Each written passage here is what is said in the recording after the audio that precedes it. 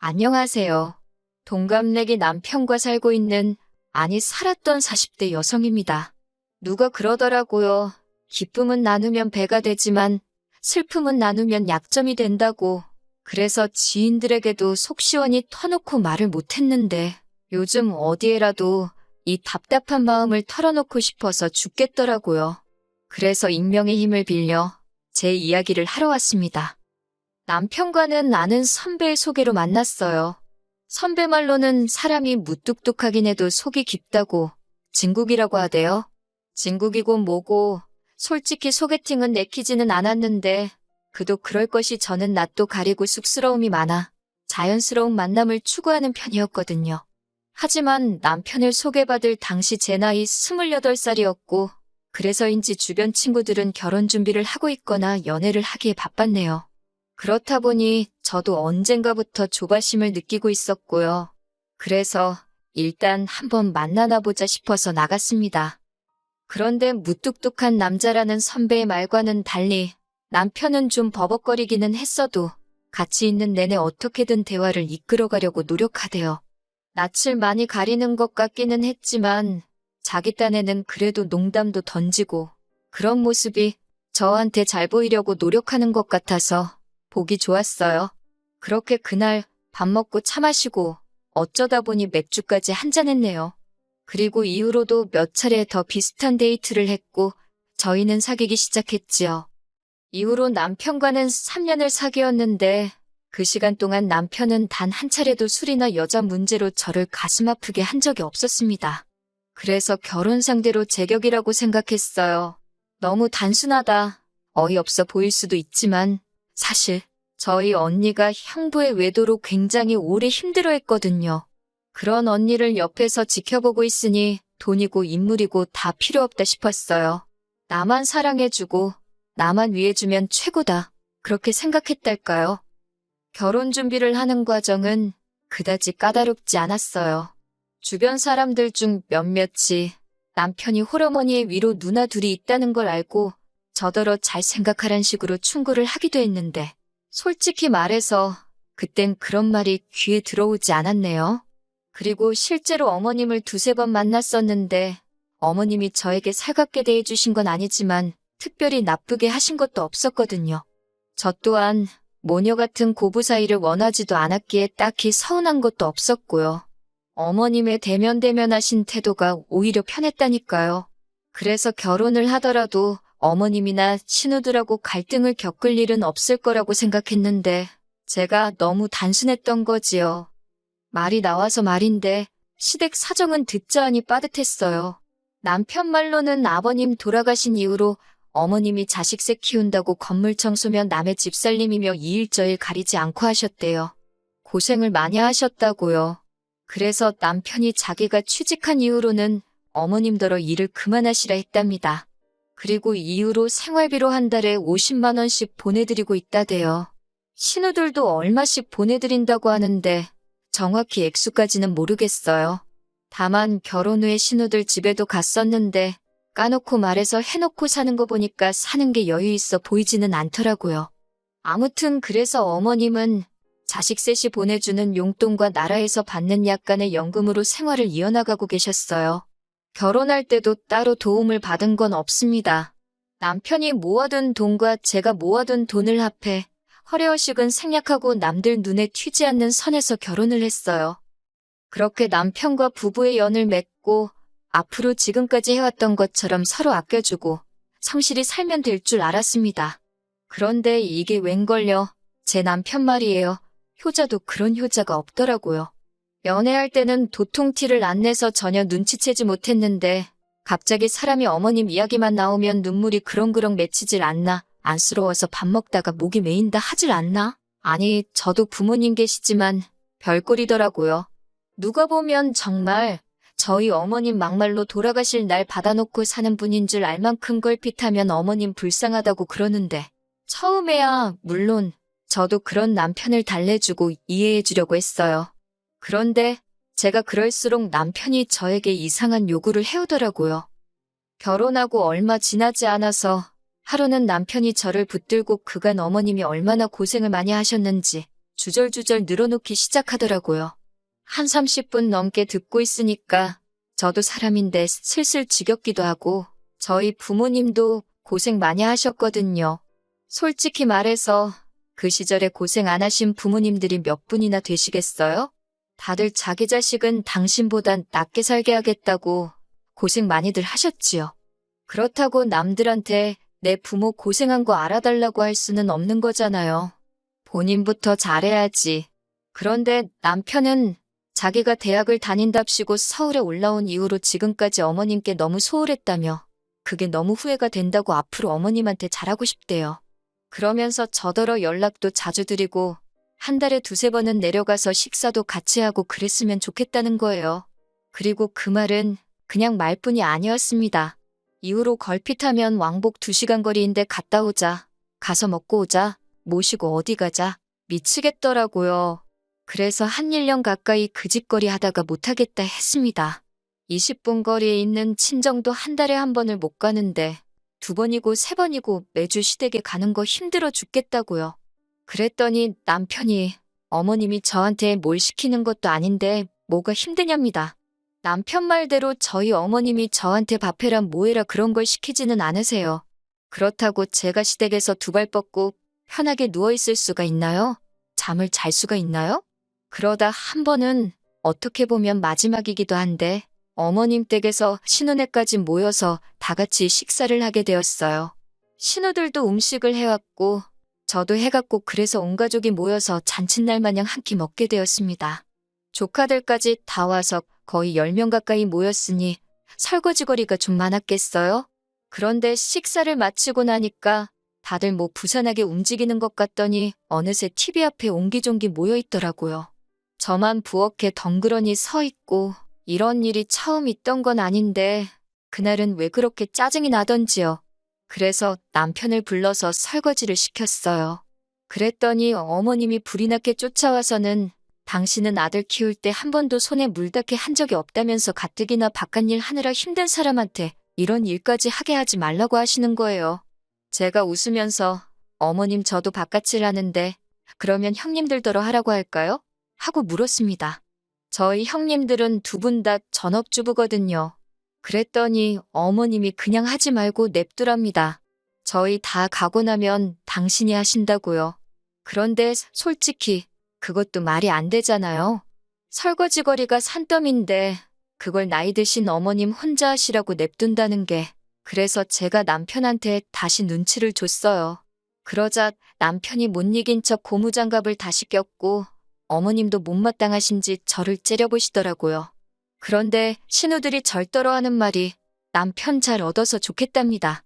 저렇게 자상한 남자가 어디 있냐면서 어이가 없어서 남편이 와이프를 잘 만난 거라고 저처럼 돈도 벌어오고 살림도 해주는 여자가 어딨냐고 저는 미쳤다고 쏘아붙여버렸어요.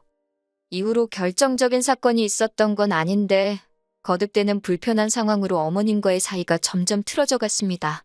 그리고 그런 2사람 사이에서 남편이 전혀 제 방어책이 되어주질 못했어요. 오히려 무조건 제가 어머님한테 맞춰드리길 바랬지요. 한 예로 저희 어머님은 연락 문제에도 굉장히 예민하신 분이었는데 당신 며느리가 일을 하건 말건 그런 건 안중에도 없으셨어요. 아침 10시고 오후 3시고 시간 상관없이 아무 때나 전화를 거시기 일쑤였습니다.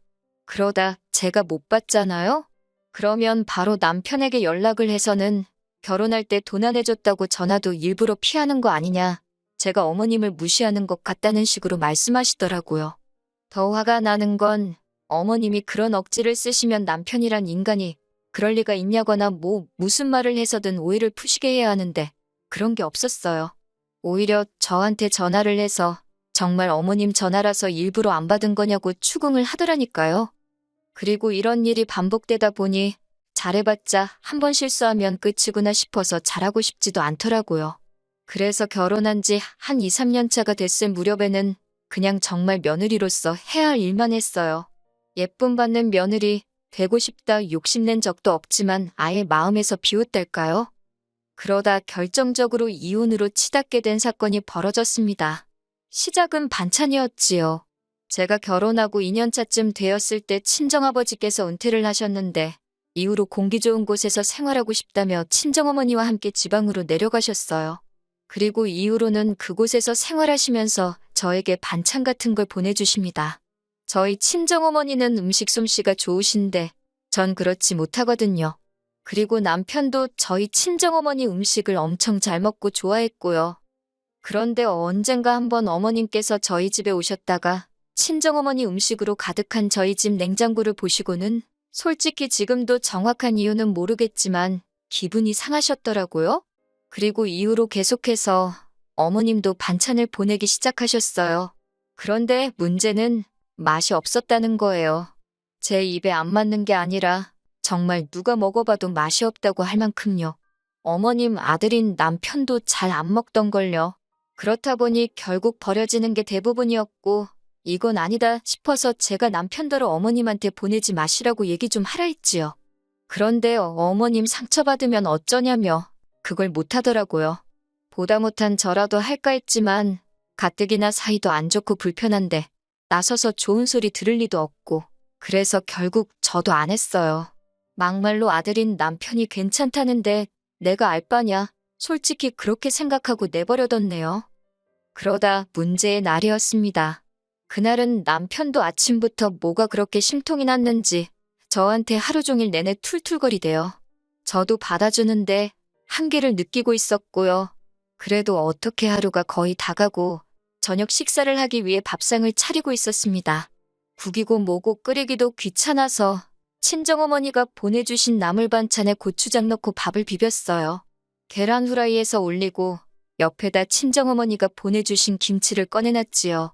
이윽고 남편도 식탁에 앉았는데 뜬금없이 왜 자기 엄마, 그러니까 시어머니가 보내주신 김치는 안 꺼내냐면서 시비를 거는 거예요.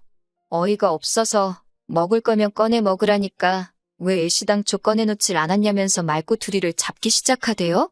그래서 꺼내라고 먹을 사람이 꺼내면 되는 거 아니냐고 어제 꺼내놨을 때 손도 안 대지 않았냐니까 저더러 저는 왜 안 먹냐입니다. 무려 시어머니가 해준 음식인데 왜 안 먹냐고 따지는 거예요. 입에 안 맞아서 먹기 싫어서 안 먹는다니까 시어머니를 무시하는 거냐면서 먹으래요. 무조건 먹으라면서 악을 쓰는데 순간 사람이 아니라 무슨 짐승처럼 보이더라고요. 그뿐만이 아니었습니다. 저희 어머니가 보내주신 김치를 갑자기 싱크대에 들이붓더니 이제 장모님 음식은 금지라고 시어머니가 보내주신 음식만 먹으래요. 장모님 반찬은 이 집안에 반입 금지라나요? 저도 가만히 있자니 열불이 나서 어머님이 보내주신 김치 똑같이 싱크대에 들이부었습니다. 그러자 남편이 먼저 저더러 미친 엑스라고 욕을 하더니 집에서 나가더라고요. 나가봤자 지만 손해지. 저도 그 뒤통수에다 똑같이 욕하고 난리도 아니었어요. 집안에서 김치 냄새는 진동을 하지 하는 가라앉지를 않지 진짜 열받더군요. 그런데 다음 날 남편이 집에 기어들어오대요. 얘기를 좀 하잡니다. 그러면서 사실 자기가 요새 저한테 너무 서운했다나요. 어머님이 제가 처음 시집올 때랑 달라졌다면서 제 눈치를 보신다나 어쩐다나. 그런데 제가 어머님 반찬까지 안 먹으니까 진짜 어머님 말씀대로 며느리인 제가 어머님을 무시하는 것 같아서 순간 너무 속상했답니다. 이야기를 듣고 있는데 솔직히 진짜 또라이구나 그 생각밖에 안 들었어요. 그런데 이런 제 속을 아는지 모르는지 남편이 한다는 말이 그래서 자기가 어머님과 제 사이에 오해를 풀려면 어떤 방법이 좋을지 고민해봤는데 같이 사는 게 제일 좋겠답니다.